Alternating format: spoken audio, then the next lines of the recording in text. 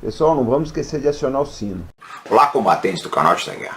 A parceria trilateral entre Estados Unidos, Inglaterra e Reino Unido, né, a AUKUS, se escreve AUKUS, mas se pronuncia AUKUS, né, já se convencionou essa pronúncia nos Estados Unidos. Então o que acontece? Essa parceria desses três países, né, essa parceria estratégica no Indo-Pacífico, visa conter a China, lógico, ninguém tem dúvida a respeito disso. Mas eles surgiram com uma novidade interessantíssima, né? Foi anunciado que o Reino Unido e os Estados Unidos vão ajudar a Austrália a construir uma frota de submarinos com propulsão nuclear. Não foi citado nada de armas nucleares. Mas a coisa ficou meio truncada, né? Está havendo uma certa confusão na imprensa, porque eles falam em 18 meses, mas lógico, né? Provavelmente 18 meses não vai dar para construir os submarinos. Eu acho que 18 meses é para concluir, né, o planejamento disso tudo, assinarem todos os acordos, contratos, né, definirem cronogramas, orçamentos, etc. Eu não acho que nesses 18 meses eles vão construir, né, esses submarinos. Agora, vamos dar uma olhada na situação estratégica da Austrália para a gente entender a necessidade de submarinos para esse país. Aí vocês podem ver a situação da Austrália no mundo, né?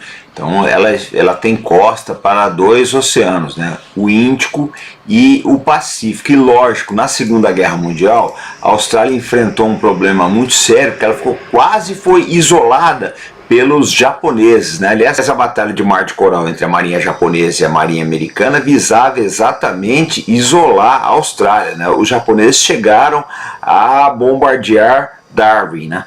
Então o que acontece? Os australianos sabem dessa situação de fragilidade deles aí, eles precisam ter uma força naval.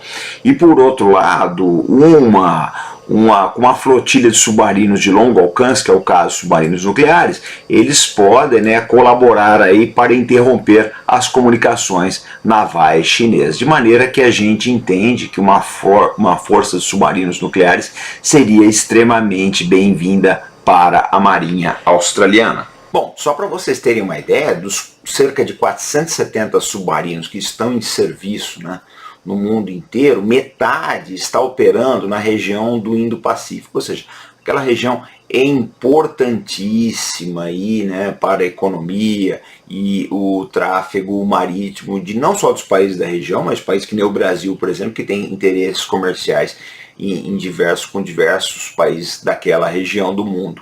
A verdade é que os desdobramentos de um conflito, ou de ameaça de um conflito, ou de aumento da tensão na região do Indo-Pacífico, podem ter repercussões econômicas no mundo inteiro, né?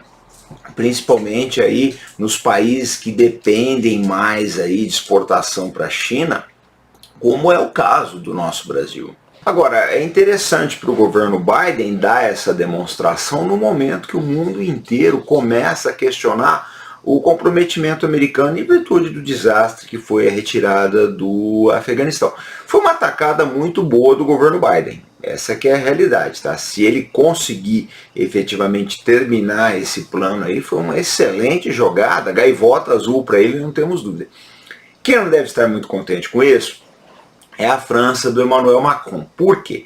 Em 2016, né, era a DCNS na época, hoje a Naval Group, eles assinaram um acordo, né, com a Austrália para construir 12 submarinos, um acordo aí de mais de 40 bilhões de dólares, com os acréscimos ia dar muito mais do que isso aí. Só que esse acordo andou mal das pernas, teve muito atraso por parte dos franceses aí, e os australianos já vinham se estranhando com eles tem bastante tempo. Se a Austrália sair desse acordo, ela vai pagar uma multa, né? Essa multa ela é menor quanto mais avançado estiver o acordo. Mas o que acontece? Mesmo assim, ela fica bem longe de cumprir aí, de cobrir esse prejuízo que os franceses devem tomar. Ou seja, na verdade, O Biden, ele golpeou um país que foi a China, não tenho dúvida disso, foi um excelente golpe do Biden, mas ele deu uma canelada no colega francês também. O Macron vai sentir o baque. 40 bilhões de dólares é muito dinheiro, tá? Qualquer economia do mundo sente esse baque. A França já tem uma situação, sempre teve uma situação bastante complicada com relação ao desemprego, imigração, etc., de maneira que isso vai pesar bastante na tentativa de reeleição do Emmanuel Macron.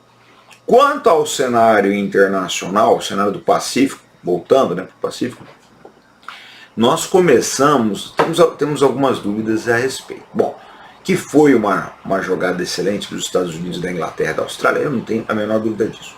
O problema todo não é esse. O problema todo é saber se para a China isso vai mudar alguma coisa. Porque não parece que a estratégia naval chinesa seja de confronto. Não parece ser esse o caso, né? Então o que acontece? Uma coisa que a gente eu já vim alertando aqui, que a Austrália sempre teve uma posição estratégica delicada. Com esse acordo aí, vocês viram que realmente o que nós falamos tinha embasamento. Agora, uma coisa que pode acontecer é o seguinte, é a China levar os Estados Unidos à mesma situação que os Estados Unidos nos anos 80 levaram à extinta União Soviética, ou seja, aumentar os gastos aí e os Estados Unidos acabarem ficando numa situação bastante complicada. Tudo indica que eles vão aumentar os gastos. Tudo está indicando, tá? E que vai haver um carreamento de recursos muito grande para a região do Indo-Pacífico. Se isso vai ser problema ou solução, só o tempo dirá. Bom, gente, na Amazon vocês acham diversas obras sobre a China, mas eu vou dar destaque a esse livro da Sônia Bride, uma jornalista brasileira que morou na China com a família. Então é interessante porque ela mostra cenas do cotidiano chinês. Vale a pena vocês conhecerem para poder entender, começar a entender, né, a mentalidade que reina naquele país. Uma outra indicação também muito boa é essa daqui, China, do jornalista Ricardo Jeromel. Esse livro já é uma abordagem sob outro ângulo, tá, gente? Ele tem um enfoque empresarial e econômico, né? Ele mostra, inclusive, como as empresas chinesas se internacionalizam. E para completar a trilogia, China, Socialismo e Desenvolvimento, 7 décadas depois, do Elias Jabbour, que mostra, tá, conta toda a história da China, desde a vitória do Mao em 1949 até os dias de hoje. Esses livros se encontram na lista de desejos da Amazon e todas as vezes que vocês compram livros e outros itens através da lista de desejos do canal, que se encontra aqui na descrição, vocês estão ajudando o canal Arte da Guerra.